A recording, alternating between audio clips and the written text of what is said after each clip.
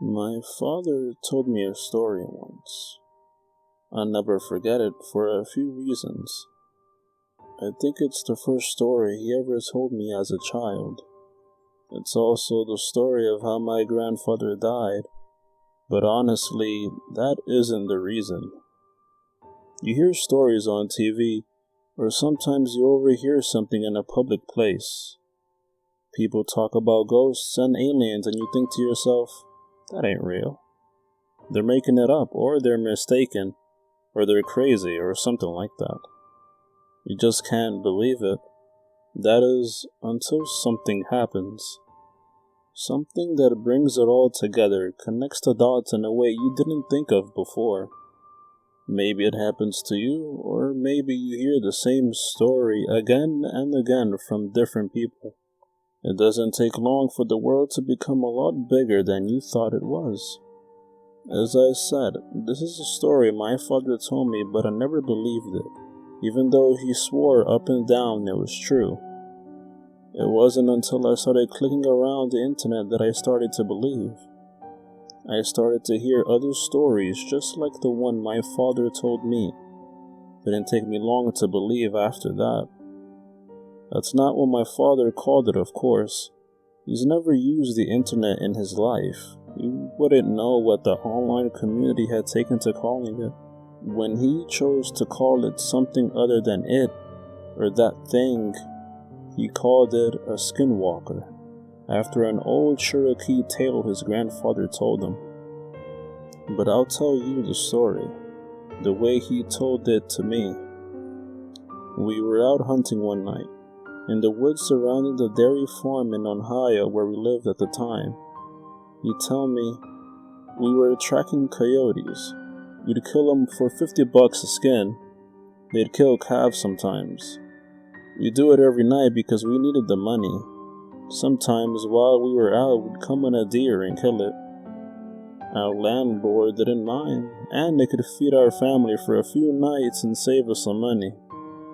Anyway, we were done making our rounds and heading home, walking because we didn't have a car or four-wheeler back then.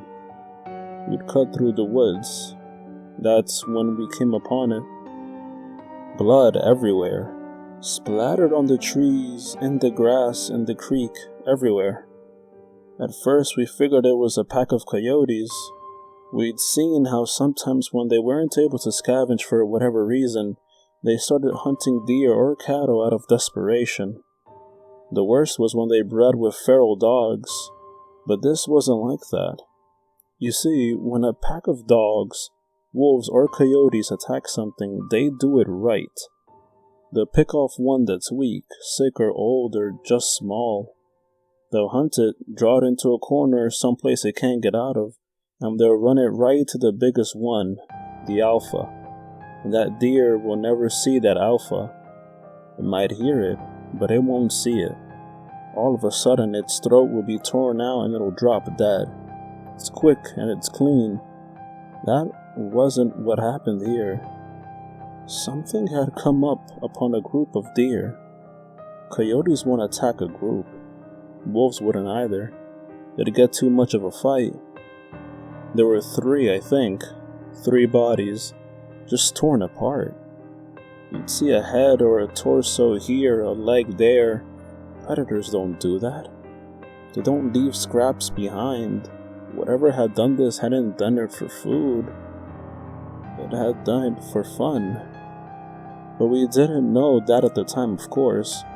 We just saw a bunch of carcasses and figured it's something we had to take care of. I remember my dad telling me to go home, that he thought it was the work of a pack of feral dogs. But I wasn't leaving him, and I damn sure wasn't hiking through 2 miles of woods alone, in the dark with nothing but a .22 and a pocket knife. I was only 13 at the time, so a .22 rifle was the only gun I could reliably use.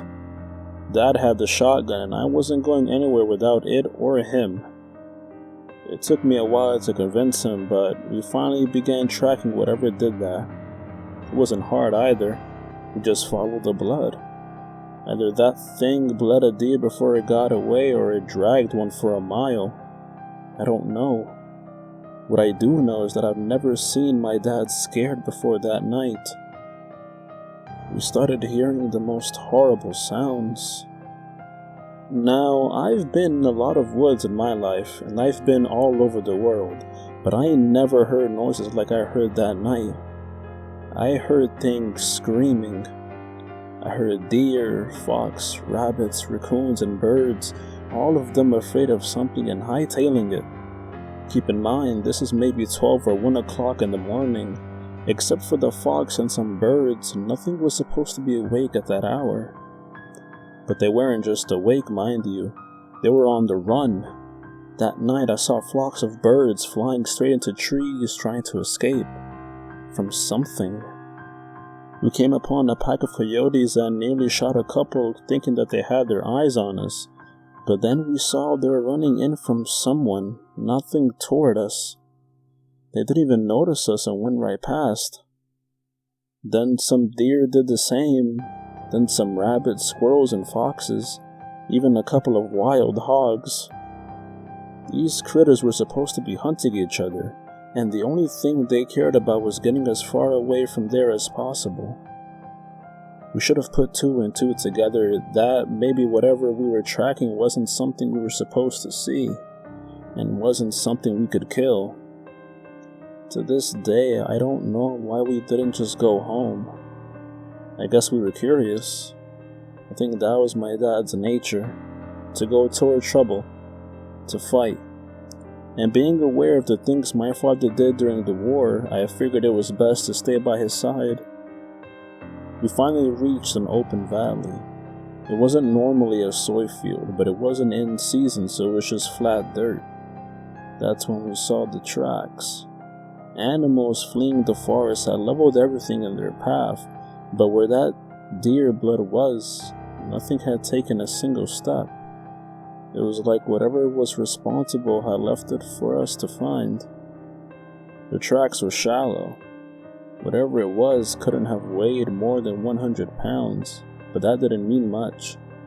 A bobcat weighing 40 pounds soaking wet can tear out your throat if you ain't careful.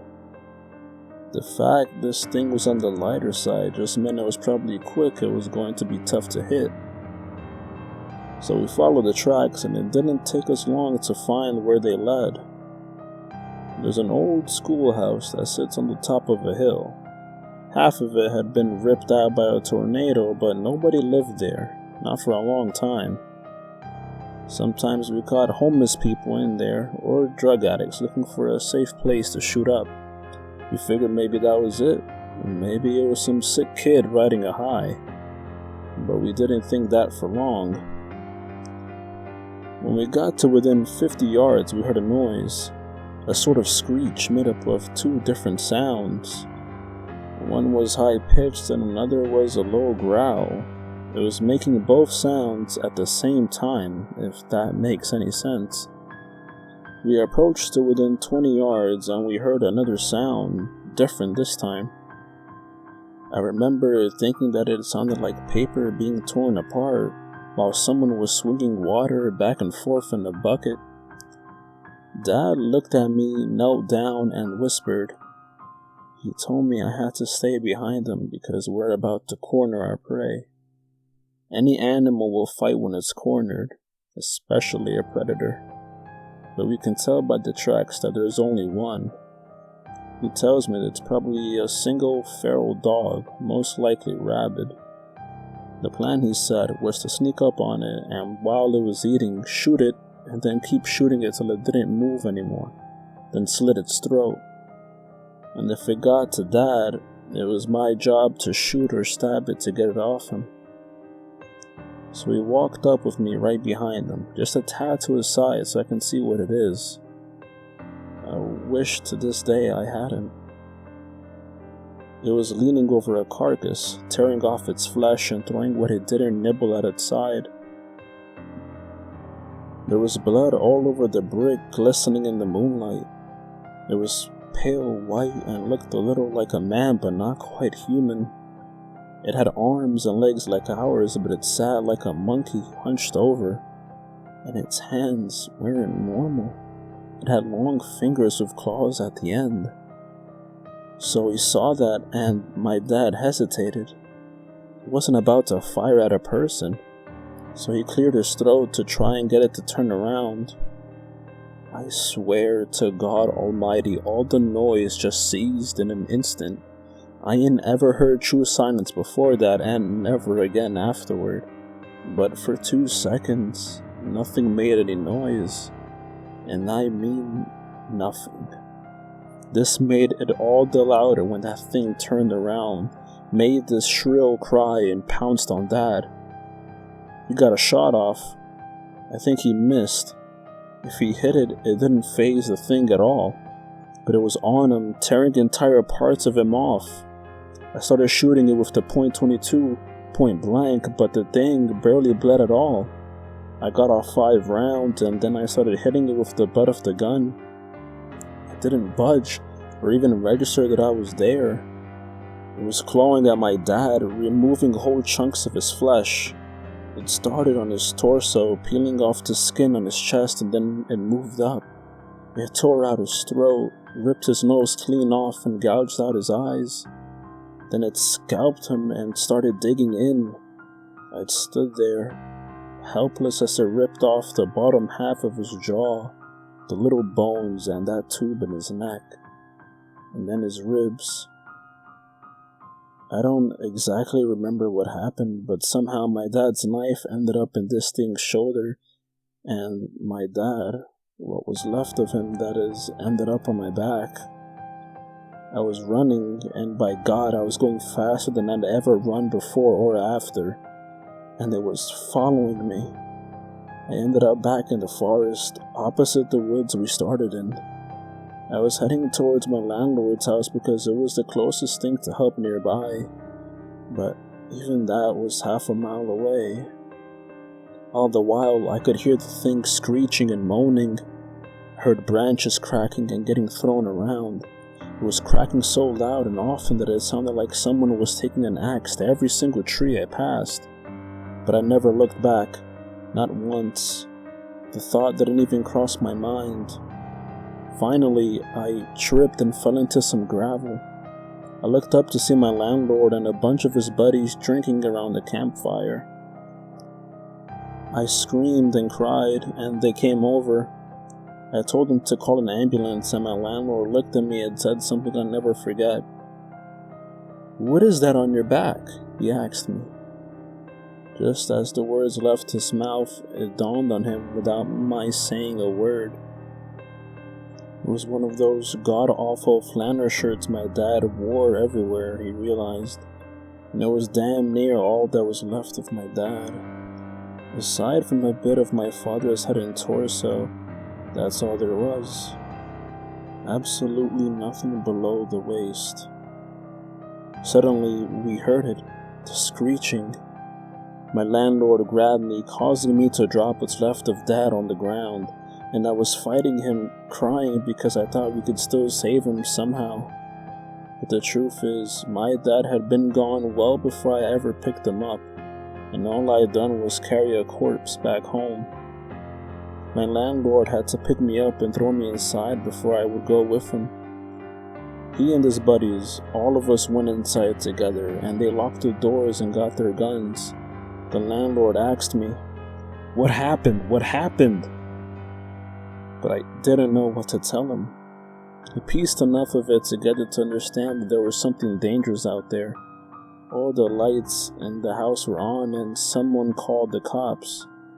They would get there as soon as they could, they said, but that meant in 15 minutes. We looked outside and saw it walking in front of the fire they'd made. No one knew what it was. One of them said it looked like an ape. Suddenly, something came crashing through the window. We all fired at it, but quickly realized it wasn't the thing. No, it was my landlord's dog. Well, his body anyway. His head and legs were missing.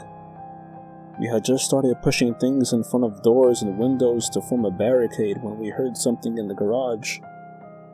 I remember one of his friends saying that the doors were open. We heard metal and glass being ripped and smashed. We dragged the couch and TV in front of the door to the garage for added measure. It banged around some more, but then it got quiet. Not silent like it was before. We could hear it move around some, and the guys were talking, making sure their guns were ready.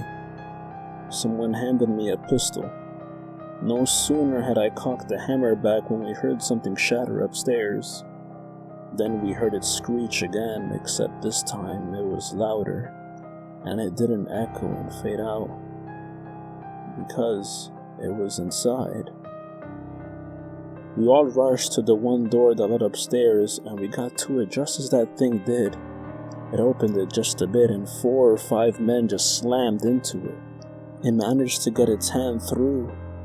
Someone with a shotgun took care of that, put the barrel right up to its wrist and pulled the trigger. Blew its hand clean off. That only pissed it off though.